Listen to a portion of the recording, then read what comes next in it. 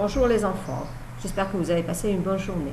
Donc on va corriger les exercices ou les questions de la lecture l'annonce 2. D'accord? Donc dans ma première lecture, on vous demande d'abord de vous rappeler ce qui s'est passé dans la première partie de cette pièce de théâtre. Donc on se rappelle que dans la première partie, un auteur qui était à court d'idées, qui ne savait plus quoi écrire, il n'avait pas d'idée du tout, il fait une annonce. Et pour obtenir des idées pour écrire des histoires.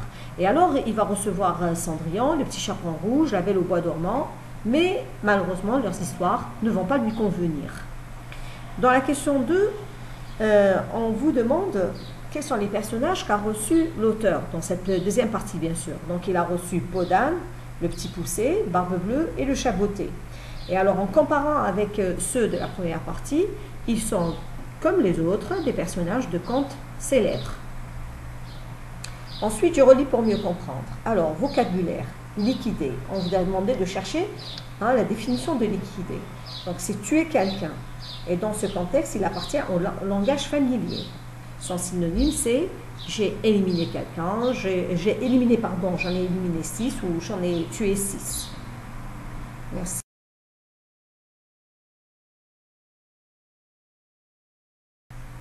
Alors, pour la question 4, il fallait retrouver les mots ou expressions dans le texte qui montrent que l'auteur a peur de Barbe Bleue. Alors, si vous voyez dans la ligne 34, on vous dit tremblant. Ça veut dire qu'il tremblait, donc il avait peur. Et ensuite, dans la ligne 37, silence. On entend un silence, on va dire atroce, tuant. Donc là, ça montre un peu la peur. Et après, il bégaye. Bégayer, c'est quand on parle... ça, c'est bégayer, ok? C'est-à-dire que les mots ne sortent pas facilement. Hein, là c'est bégayer. Et souvent, on bégaye quand on a peur. Donc là, c'est dans la ligne 46. Et ensuite, dans la question 5, l'auteur se compare à Jean de La Fontaine. Alors, nous connaissons Jean de La Fontaine, hein? Et il écrit des fables. Et Jean de La Fontaine, les héros de ses fables sont des animaux. Et c'est à cause de ça qu'il se compare à Jean de La Fontaine. Ok les enfants? Ensuite, dans le 6, alors on vous dit dans la question 6, pardon, je reprends la question.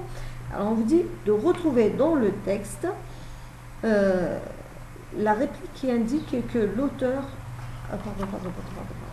Donc, relie les répliques de l'année 72 à 83, puis on identifie les personnages. Donc, de la ligne 72 à 83, l'auteur parle des personnages suivants. Il parle de Podane, qui est une femme de Cro-Magnon, à la ligne 78, de Petit Poussé, un avorton qui collectionne les cailloux, à la ligne 79, de Cendrillon, qui prend des citrouilles pour des carrosses, à la ligne 74-75, le petit chaperon rouge, qui tire les sonnettes, la ligne 75, la Belle au bois dormant qui se prend pour une momie, la ligne 78.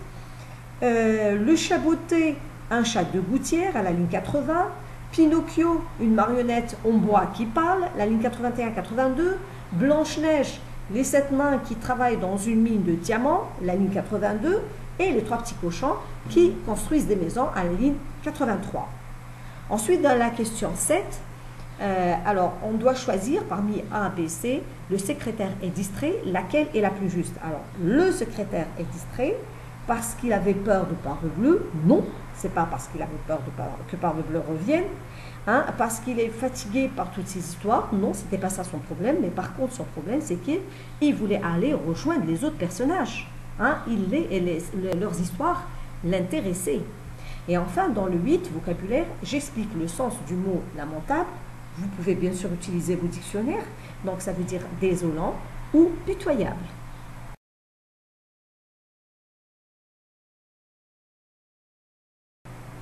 Alors, dans la question 9, quelle est la réplique qui m'apprend le nom du secrétaire? Alors, si vous allez à la ligne 89-90, la réplique est « Perrault, où êtes-vous » Donc, c'est Charles Perrault, ok?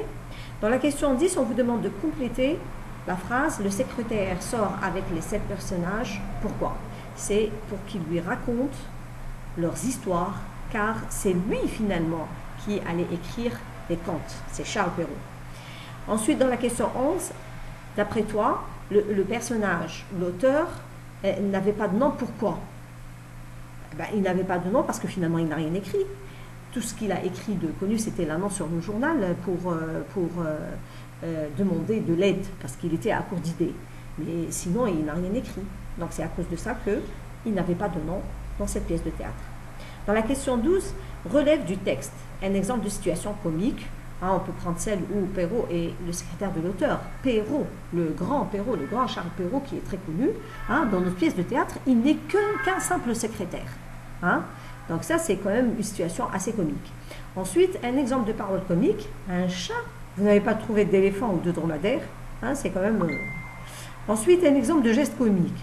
L'auteur se bouche le nez à l'entrée de peau d'âne. Là, quand vous la voyez, vous la jouez, c'est très rigolo. Et enfin, c'est échangeant. Alors, tu devrais interpréter la fin de la pièce. Alors, une interprétation que je vous propose, c'est qu'à la fin de la pièce nous montre que l'auteur n'avait pas saisi l'occasion d'écrire de belles histoires à partir des gens qu'il a reçus, alors que, et c'est pour ça qu'il ne sera jamais finalement célèbre, il ne sera jamais connu, alors que le secrétaire, lui, il était bien plus malin et qu'il avait saisi l'opportunité qui s'offrait à lui, et c'est lui qui deviendra célèbre, c'est le grand Charles Perrault.